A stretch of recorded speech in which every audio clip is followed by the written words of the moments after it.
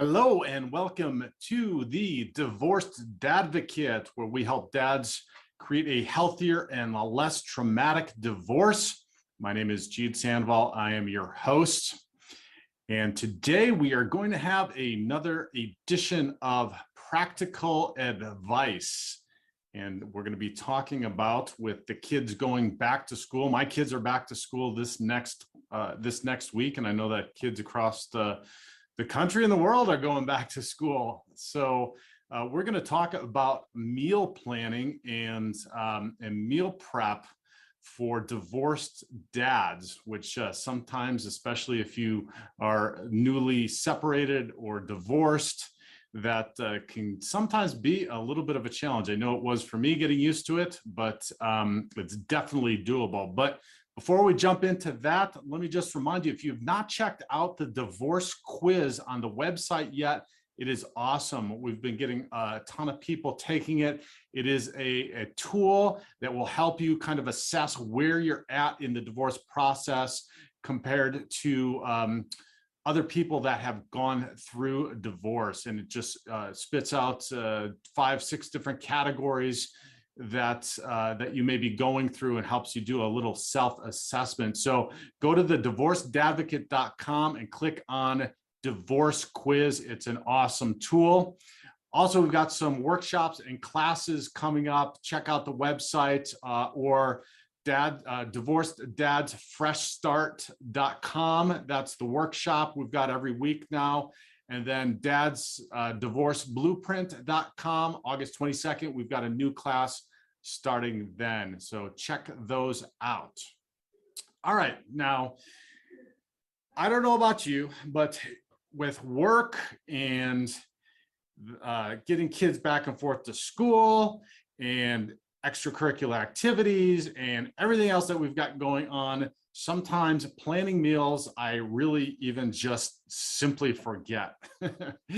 I'll be completely honest. But for the most part, I try to do a really good job in planning out my weeks for meal prep and meal purchase and meal planning. And so we're going to talk today about some tips for helping you go through that, especially, if you're new at doing this, and it used to be the traditional family, and you had somebody that you were working together with and grocery shopping with, or they did the grocery shopping and you did the prep, or maybe you didn't do any of it. This can be just somewhat overwhelming at the start, but trust me, it just takes a little bit of planning, and you can be highly effective. And actually, I've talked to many men. So I used to work in restaurants. I really love to cook. And so cooking is just something that's fun and enjoyable to me. Lots of men have not done it before and haven't liked to do it before, but I've talked to many who got into it and started to do it and really started to enjoy it. So it can be something that can be creative and fun, depending upon the time that you take in developing your cooking skills, just like anything else, and developing a plan to prep for what it is that you're cooking and your meal planning. So it can be a lot of fun. The other challenge is some grocery store shopping, right? Some people hate it. For whatever weird reason, I know this is a weird quirk that I have, because everybody tells me that. I really don't mind grocery shopping, and I actually spend I probably hit the grocery store at least three times a week. I try to buy everything fresh and not freeze anything.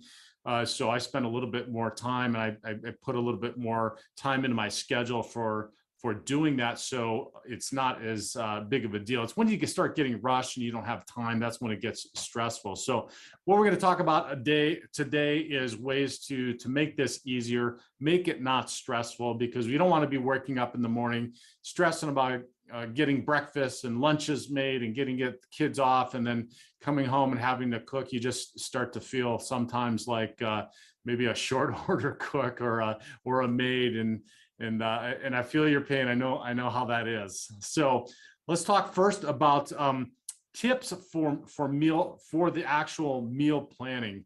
And what you're going to want to do is you're going to want to really take the time to spend a half hour or so planning out your week of meals.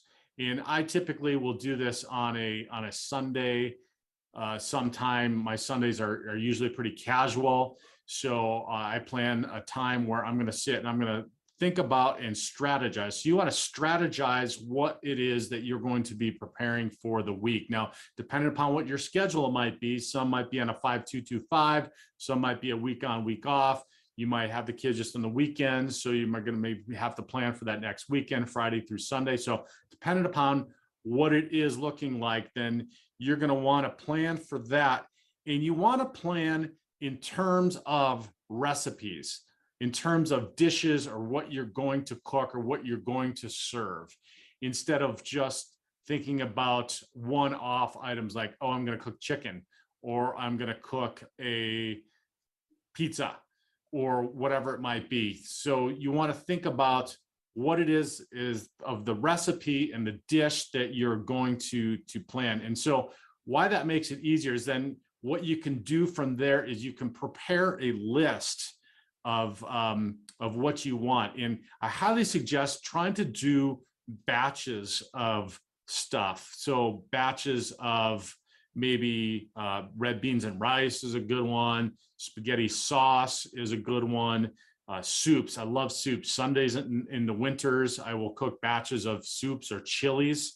And you can have a lot of that, and you can freeze some of it. You can eat some of it right away, and you can freeze some, or you can freeze all of it in portions and then take it out as you go. And then you can build up just kind of a quantity. So sometimes if I'm doing that, particularly during the winter time, I can build up for those days that I just have, like I said, I've forgotten to plan something, and I can pull out a chili or some spaghetti sauce and make some spaghetti real quick. So you can build up in your freezer some of those large batches that you've portioned down to pull out in case of an emergency.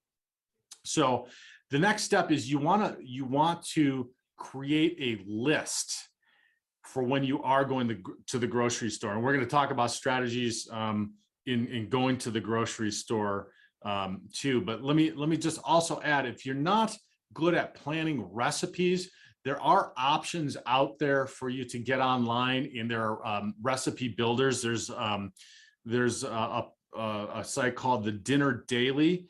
And so they'll help you plan meals around your grocery store, and their weekly flyers, which is really cool because you can find those discounts on food items. There's also another one called the $5 mealplan.com. It's $5 mealplan.com. And they'll also give you recipes as well. And it's recipes unlike recipes that you find when you just Google a recipe for something and they come up with all of these exotic things that you need to be hunting all over at different grocery stores for, which, like, you can't be doing that. That's just a giant pain. So it's with normal, everyday ingredients that you'll be able to easily find in the grocery store as you're going up and down the aisles, or you're in the produce section. So it makes it a lot easier. So if you're really, really new to this, maybe look and subscribe to one of those, and they'll help you spit out some different recipes. And then from that recipe, you can take and you can make your list, and you can make a list. Always make a list and try to stick to that list. And this is going to help in the finance department.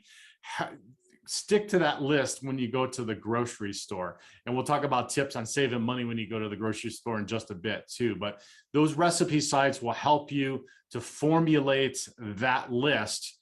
And then when you get to the grocery store, you have your list. Now, if you're really super duper prepared, which I am never that super duper prepared every week, you can formulate that list based on the aisles if you know your grocery store well enough, or after many years like it is now that I've been doing this on my own, you kind of get to know your grocery store and you know the aisles. You can base your list, and you can section off your list and sort it by aisle so that you can just be effective when you're going into the store and you can get in and out. Now, I can't do that. I always end up going, oh man, I forgot I needed this. It was on my list, but I didn't look at my list, and I went past that aisle, and I got to go back down to produce, and I got to go back down to the freezer section or to the dairy section or to whatever section. So I end up just like going back and forth to in the grocery store, but that's okay with me. Like I said, I don't mind being there as much. But here's a good tip too. When you are going to the grocery store, especially in the beginning, if you're just getting used to doing this grocery shopping, prepping thing, and it's a little overwhelming, try to do it when you're alone and not with the kids, especially if you have little kiddos. So when I got divorced, my kids were 6, 4, and 2. So as you can imagine, 3 little ones in the grocery store, it can be incredibly challenging. So if you can schedule this around times where they are maybe at with their mother, that would be good. Or maybe during school, if you have time when they're at school, depending on what your hours are, or if they're a little bit older, they have after school activities. Oftentimes, so if I'm not doing it on the weekend and I'm doing it during the week, if I've got a time where it's just an hour, maybe they're at an activity, I'm dropping them off at one of their activities, I've got an hour that I would otherwise be having to kill or just drive back home. And then by the time I get home, I got to drive back and pick them up again.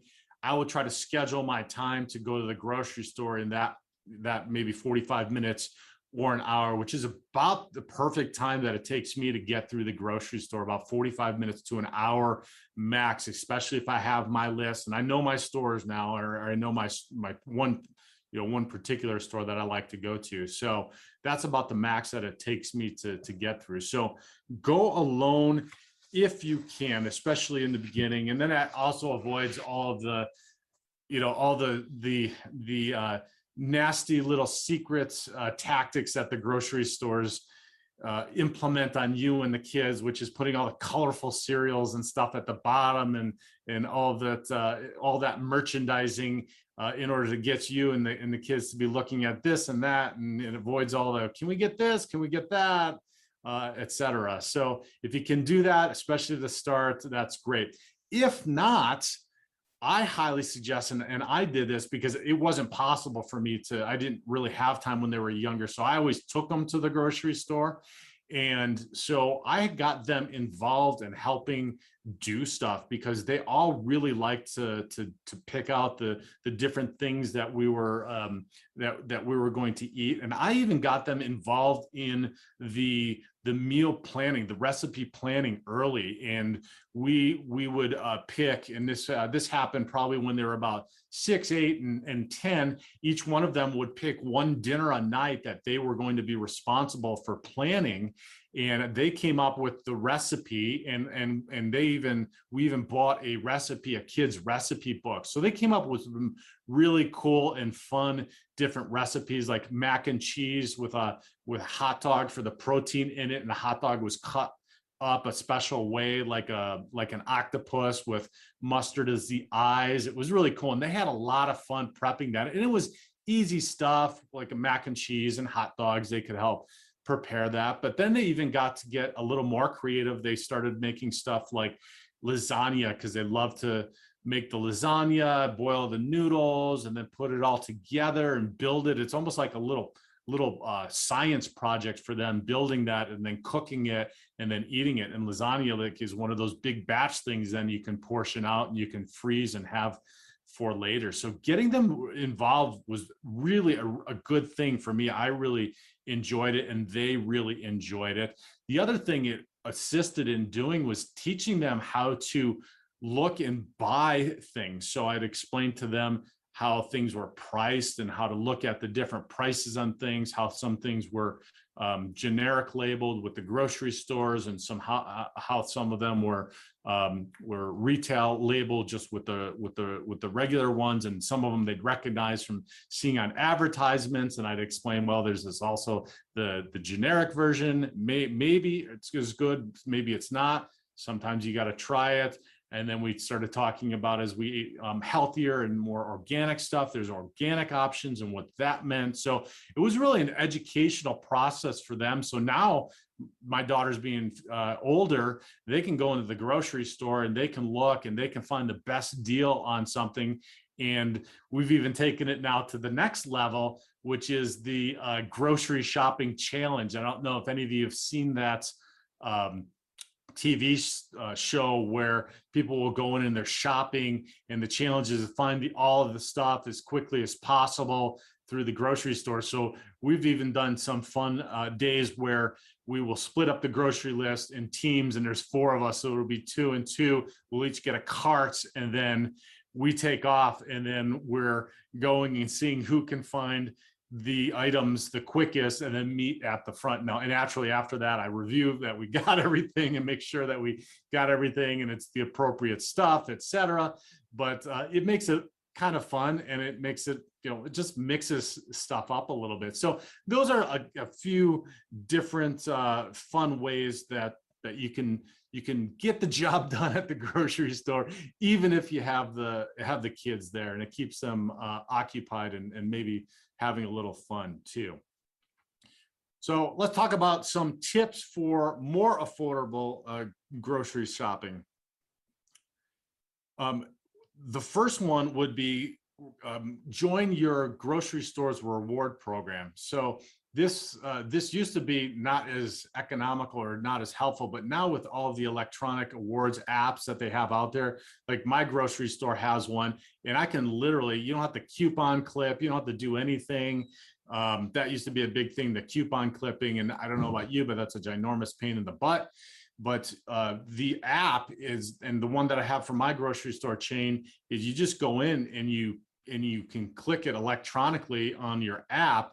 And then once you type in your number in the store, it applies it automatically. So if I see something on the app that I need for that I put on my list for that week, it just automatically takes the discount off of it, which is incredibly helpful.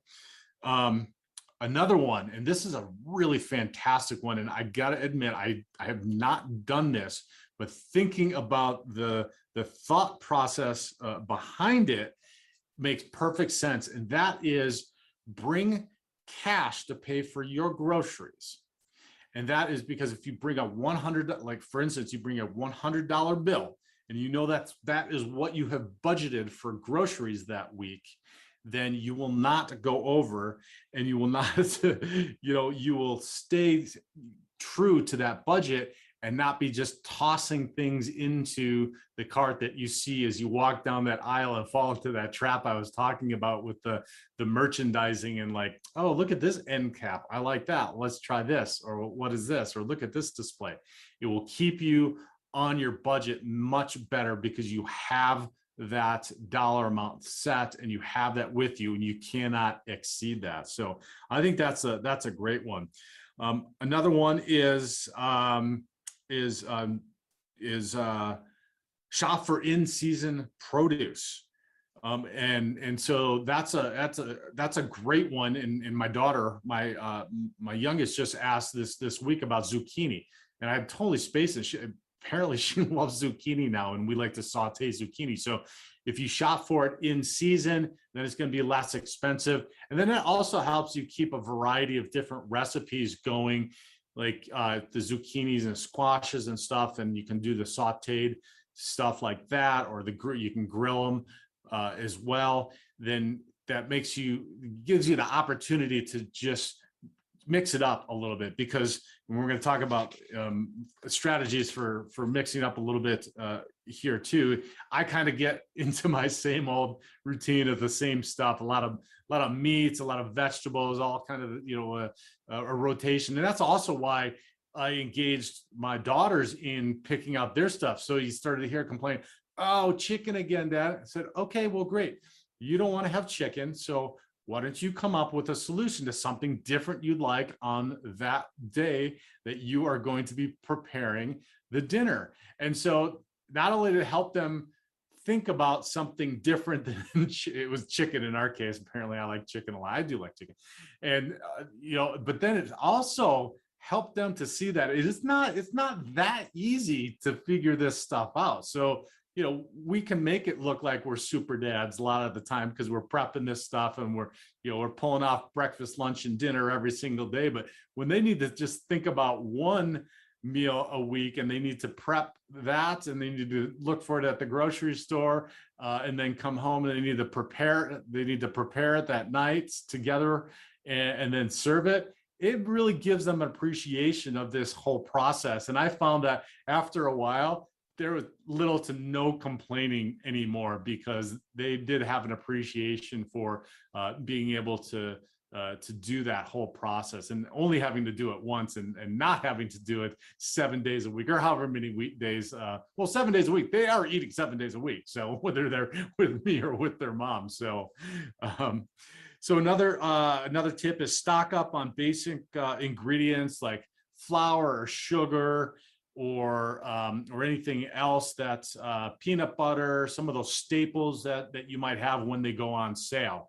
If there's a good sale, maybe buy 2 or 3 of them if it's within your budget, and stock them up, either freeze them or, at my old house, I built shelves and shelving. Now with the advent of Costco, Sam's Club, some of the big stores where you can buy in massive bulk, you can do that, and that helps out as well in buying bulk. Sometimes I don't have as much space at my place, and I also am try to buy fresh as much as possible and not freeze especially any meats anymore. So that's why I'm doing more grocery stores. There's nothing wrong with it. You just got to have the space and the place to store it, freezers as well as shelving. All right, so if you absolutely loathe going into the grocery store, and I've got a friend who absolutely loathes going to the grocery store, and he's not prepared enough and organized enough, so he actually hires somebody to go into the grocery store. But not all of us have that disposable income and ability to hire somebody to go do our grocery store shopping for us. But there are a lot of us that do loathe going to the grocery store. So there are 2 options now with the advent of, and especially after all of this COVID stuff, and that is doing curbside pickup or having the groceries delivered directly to your door. Now, I was an early adopter of the delivery stuff, and when they started it, it was just absolutely atrocious, and it was a train wreck, and they got stuff wrong, and they forgot stuff, and it never came on time, and then it seemed warm and nasty, and so it was not good. So I didn't do it for a long time, and I've gone back since to trying it, and a lot of them have a really good services now for doing that. Now, my only challenge in what I don't like is 2 things, is that if they don't have something, they're just going to replace it with something else. And I don't necessarily like that, because I'm a little particular about what I'm buying and what I want and ingredients. And the other thing is, I really like to find deals and find sales. So that's why I go to the store, and that's why I don't use this. So I like to find what's good, and I like to look at the product too before I'm buying it. So if you're as picky as I am, that might be a little bit more challenging. But you can still do that with the curbside if you're going to check the groceries before you take them home and see if that's going to work. But those are 2 options if you absolutely do not want to step foot into the grocery store. And so let's see here. Now, meal delivery services. Okay, so let's talk about, now we talked about the groceries delivered from the grocery store, but that next step can be meal delivery services for you. And some, like for instance, these, and there's some examples like the Amazon Fresh or the HelloFresh, Blue Apron, Home Chef. Some of those ones are meal delivery services. Now, these are really cool for several reasons. One is they will prep the portions for you and create meal kits specifically for you. So if you have a family of 4, you say I have a family of 4 and I need meals, I need dinners for 4 days this week. And they will prep stuff in easy to prepare. So they'll have it prepped and ready and easy for you to prepare for dinner in a very short period of time. So instead of having to pull out the meats and the vegetables and maybe a starch and start cooking that and boiling the rice or the potatoes or baking them and then cutting up the vegetables and steaming them and then having planned to marinate the meat and then grill that, it all comes in a pre-prepared kit. and you're going to pull that out. It's got specific step-by-step instructions, makes it incredibly easy for you to pull out.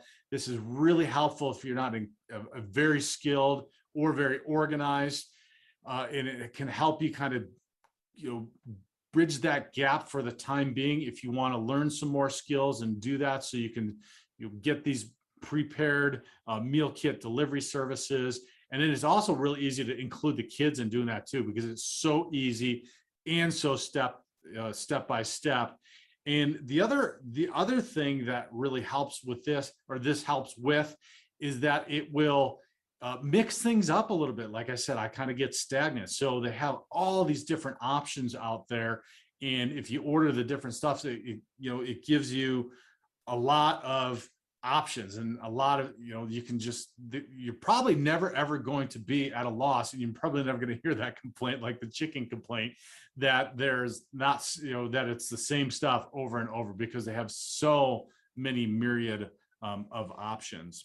Now, the only drawback is they are much more expensive. So you're paying for the time, time is money, right? So you're paying for them to put that menu together, that recipe together, pre-prepare it, get it all ready for you, and have it all set there. Now, here's one thing though, that is a tip.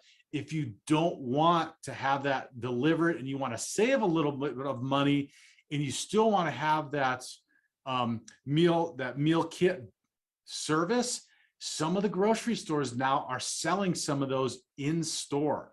So if you go and you look, and I find them at the kind of around the deli sections and the deli aisles, they'll have some. They're not huge selections, but they do have some of those. And these are good ones too.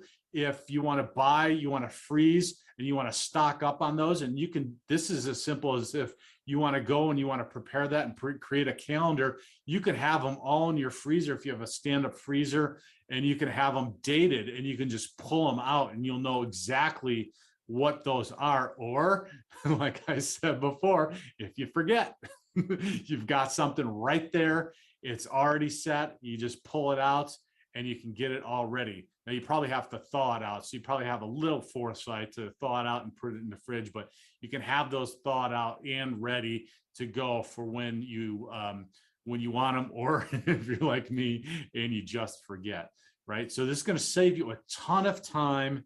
This is going to save you a ton of money if you put into place some of these options, and all of them, whether it's the whether it's the meal kit services, whether it's the grocery store apps, or the meal kits in the stores, they all have some promotions. So you can try these, and it's pretty economical, even just to try and start out doing some of this stuff and seeing what works for you and what doesn't. So 9 years down the road, for me, I kind of know what I want. I kind of know what I do. I've got Sundays and Wednesdays on my schedule for grocery shopping at the very minimum. So I know I'm doing that. I know I'm prepping on Sunday with my recipes and my list, and I'm setting that in place. And then I know, I'm going on Wednesday for the meals for the rest of the week. So I've kind of got this set up, and my schedule is flexible. I make my own schedule, so I can I spend the time, and my daughters know that we're going to be, meal time is going to be meal prep at a certain time of the afternoon or evening, and then we're going to be cooking. We're going to be sitting down together. Not everybody can do that, and so I recognize that, and that's why being prepared like this will help you immensely. And if this is all still overwhelming, try starting with just breakfast. Start with breakfast, something small, and prep for breakfasts for that week, and maybe do something like breakfast sandwiches. Prep on Sunday some breakfast sandwiches with an English muffin, eggs, and a beef, just a beef breakfast patty. Make those up, put them in Ziplocs, put them in the freezer, make a bunch of them, have them ready to go, pop them in the microwave in the morning. It's going to make your life much easier. It's going to be much healthier than just feed them that sugary cereal with milk. That's just not going to sustain them through the morning and even get them to the afternoon. And maybe then do the same thing after that, work on preparing those lunches as well, and getting those ready, and where you can just pull out during the week and put them in the kids' lunch boxes to go for the day. And then next thing, work your way up to having the dinner meals as well. And again, engage the kiddos in all this so that they can see, and they can also take some ownership of doing this as well. Our ultimate goal is to teach our kids how to go off and live their lives as adults and healthy, functioning adults. And eventually they're going to have to learn this stuff. And so the sooner we engage them in this, and the sooner that we help them to learn some of these life skills, the better off they're going to be. I know that I wasn't prepared when I went off, and some of this stuff was learning, searching around in the dark. So you're actually doing them a service by engaging them and helping them in it. And sometimes they're going to complain, they're going to whine, right? They'd rather be playing video games than prepping food. But after a while, some of them get really engaged in it. You can have a lot of fun. It's all about the mentality that you take in it, reframing it, making it fun, enjoying the time together. So those are some tips. I hope this episode of practical advice on meal planning and meal prep was helpful to you, especially if you're new to this and just going through the divorce, you're newly divorced. It will be absolutely gratifying going through this and learning. I'm Italian. All of our lives revolve around food, and it's a lot of fun to do that as a family. So hope you enjoyed. If you did and you found some value, please subscribe, like our channel, share this with somebody else. We keep getting some more and more men to the divorced dads community, or the divorced advocate community. Our meetings are full every single week. Workshops are building up, classes are coming up. So please share this, pay it forward, and let somebody else know about what we're doing here. We're building up more and more. I just checked our stats on our podcast. We've been listened to in 53 countries and 1,051 different cities. So if you're listening across the world, welcome. We're all going through this together. Let's just help each other. You can get through this. Hopefully, this practical advice today will help you do so. Thanks so much. You have a phenomenal week.